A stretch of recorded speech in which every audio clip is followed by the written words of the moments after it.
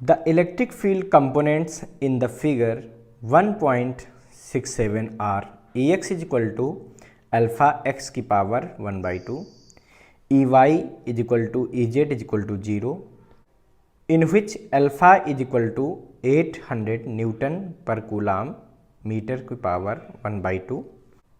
Consider the cube shown in the figure 1.67. Calculate A.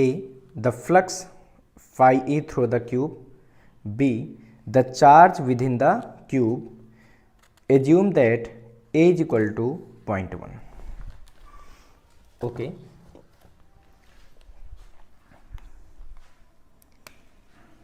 तो बच्चों इस क्वेश्चन में देखिए हमको गिवन क्या है।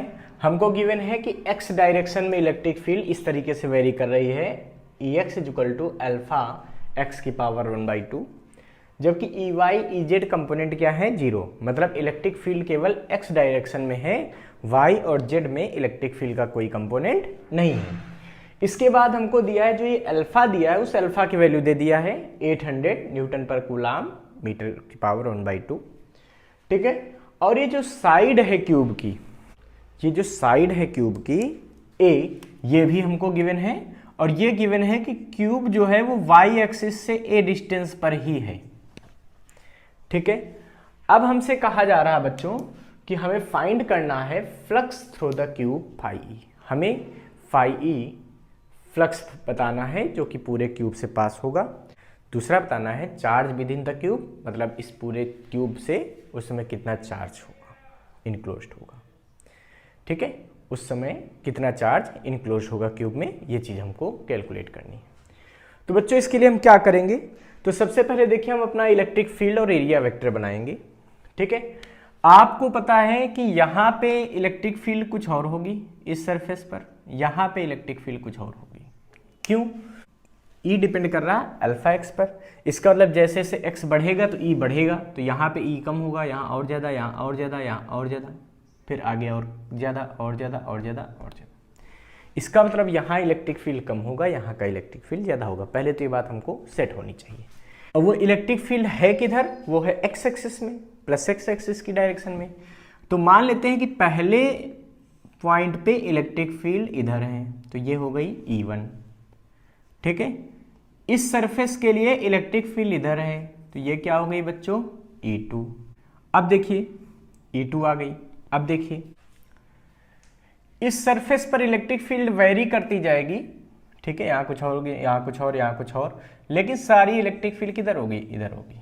कुल मिला के सारी इलेक्ट्रिक फील्ड जो भी किसी भी पॉइंट पे देखोगे तो इधर होगी। मान लो ये E3, यहाँ पे इलेक्ट्रिक फील्ड क्या होगी, E4 होगी। ऐसे ही इस सरफेस पर, जो ये सरफेस बाहर निकल रहा होगा, भाई ये क्यूब है ऐसे रखा होगा, ठीक है। तो इस सरफेस की इलेक्ट्रिक फील्ड वो भी इधर होगी, इस सरफेस की इलेक्ट्रिक फील्ड अंदर वाला उसकी भी इधर होगी। और सबके एरिया वेक्टर कहाँ होंगे, आउटवर्ड। इसका मतलब हुआ कि यहाँ पे एरिया वेक्टर किधर होगा, इसका सोचिए, एरिया वेक्टर बनाइए।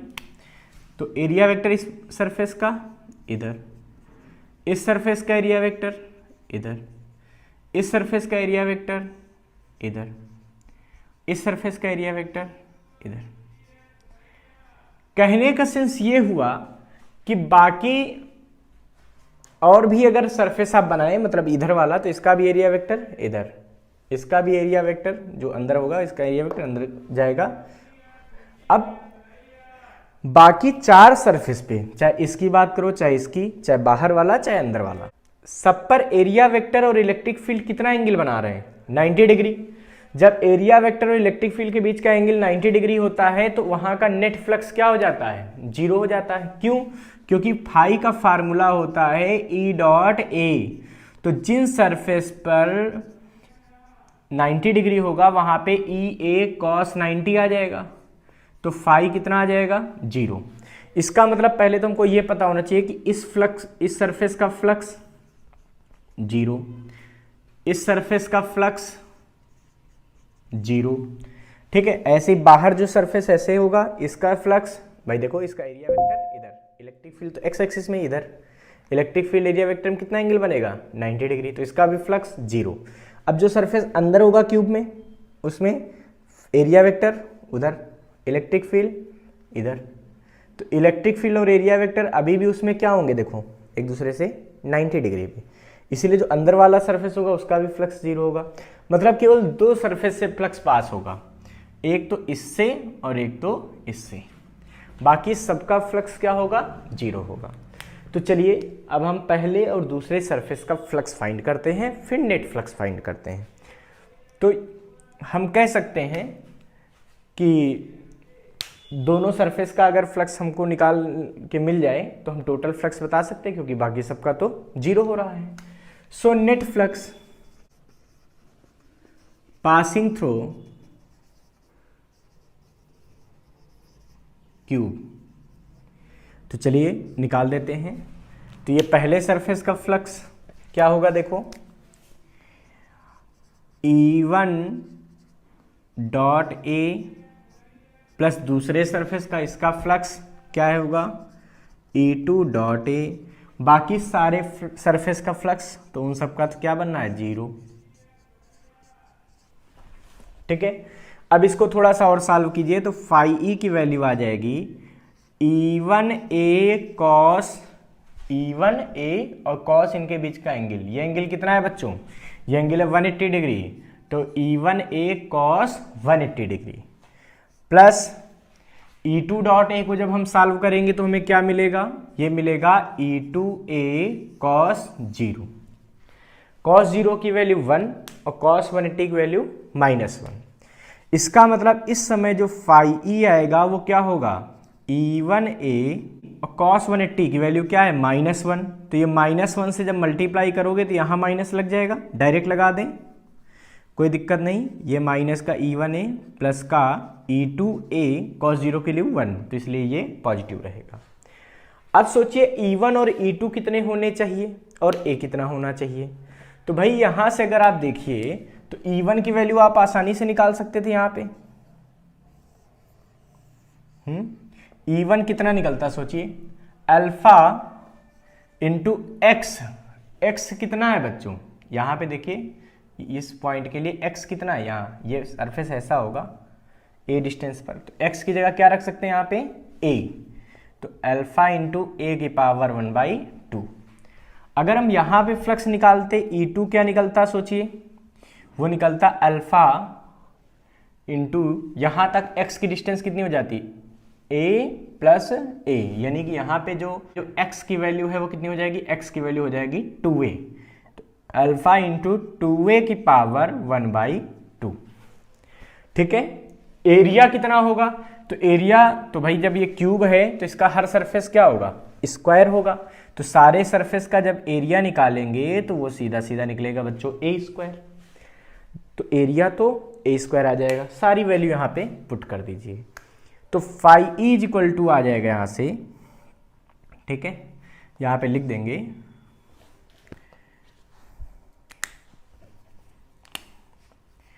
Put value of E1, E2 and A, put कर दीजिए तो हमें क्या मिलेगा, ये मिलेगा बच्चों phi E is equal to minus का E1 अल्फा a की पावर 1/2 इंटू a², एरिया की value a² plus alpha 2a की पावर 1/2,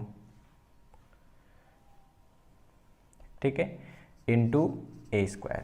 देखिए a² से a की पावर 1/2 जुड़ेगा तो a की पावर क्या हो जाएगा भाई 2 और प्लस हाफ यानी कि 2.5, यानी कि 5/2।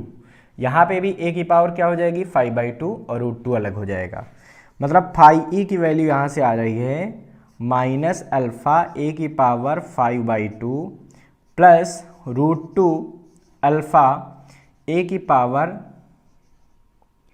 5/2। ठीक है, तो सारी वैल्यू पुट कर दें, क्योंकि हमको अल्फा भी पता है a भी पता है। इसको हम चाहे थोड़ा सा और सॉल्व कर सकते हैं, हम क्या लिख सकते हैं इसको, √2 - 1 कॉमन ले लिया यहाँ पे, अल्फा और a की पावर 5/2 को, तो अल्फा इंटू a की पावर 5/2 कॉमन आ गया, तो बचा कितना अंदर, तो यहाँ बचेगा √2 प्लस का, यहाँ बचेगा -1, तो √2 - 1। ऐसे हमने उसको रीअरेंज कर लिया। अब वैल्यू पुट कर देते हैं बच्चों, तो फाई ई की वैल्यू कितनी आ जाएगी सोचो, तो ये आएगा रूट टू की वैल्यू 1.414 माइनस 1 इंटू अल्फा की वैल्यू 800 इंटू ए की पावर 5/2। जब ए की पावर 5/2 को सॉल्व करेंगे, ए की वैल्यू कितनी है 0.1 मीटर, देखिए क्या है 0.1 मीटर, तो इसकी पावर क्या आ जाएगी 5/2। जब इन सबको मल्टीप्लाई करते हैं तो जो नेट फ्लक्स आता है फाई ई, ये आंसर आ जाता है 1.05 न्यूटन पर कूलाम मीटर स्क्वायर। इसका मतलब नेट फ्लक्स जो क्यूब से पास होगा वो क्या होगा 1.05 न्यूटन मीटर स्क्वायर पर कूलाम। ये बच्चों नेट फ्लक्स का आंसर आ गया।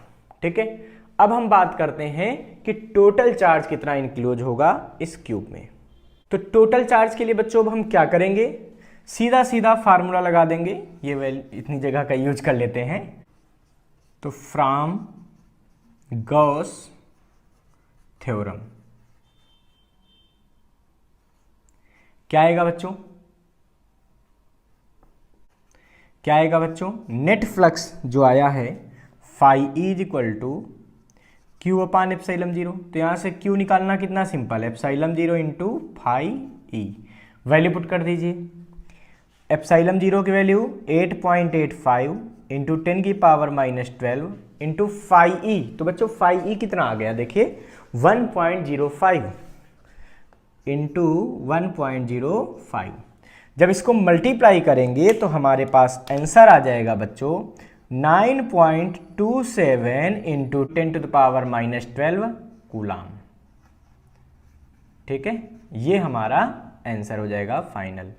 ये क्यू भी निकल आया, ये क्यू भी निकल आया। ठीक है, इसको नोट कर लीजिए फटाफट।